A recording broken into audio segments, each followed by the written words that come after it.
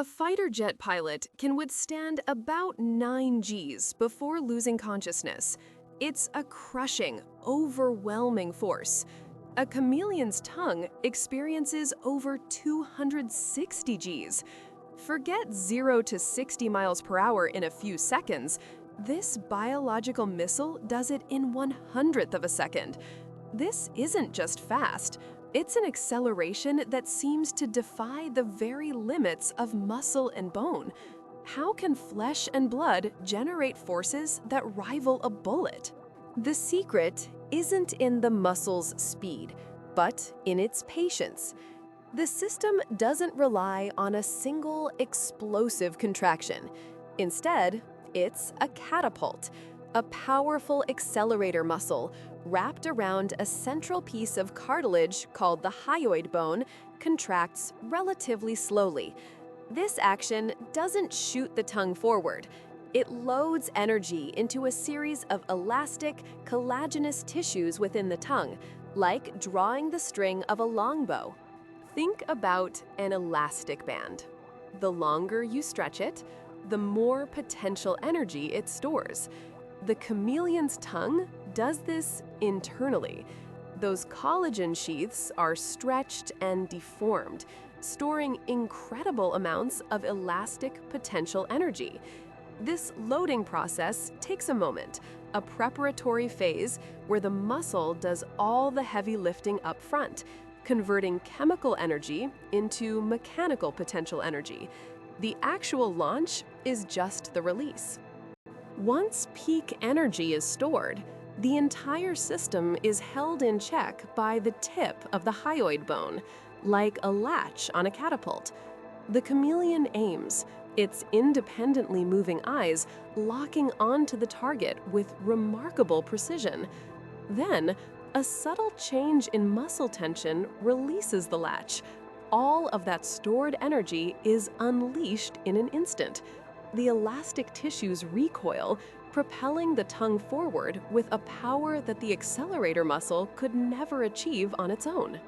The tongue itself is a complex projectile. It doesn't just fly straight. It extends, with the fleshy part stretching over the thin, lubricating hyoid bone as it launches. This allows the tongue to reach distances up to 2 times the chameleon's body length. Imagine being able to grab something from across the room using only your tongue. It's an engineering marvel of biological telescopy.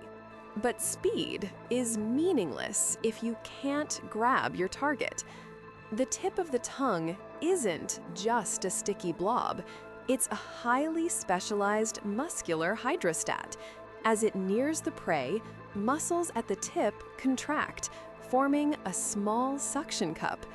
The moment it makes contact, this structure conforms to the surface of the insect, creating a large contact area. This is where it gets really interesting. The stickiness comes from an incredibly viscous mucus. This isn't like your saliva. It's a non-Newtonian fluid, about 400 times more viscous than what's in our mouths. The high viscosity creates powerful adhesion forces, essentially gluing the prey to the tongue pad upon contact. It's less like flypaper and more like industrial adhesive. The combination of the suction cup shape and the hyper-viscous saliva creates a bond strong enough to overcome the prey's attempts to escape. Then, powerful retractor muscles engage. These are different from the launch muscles.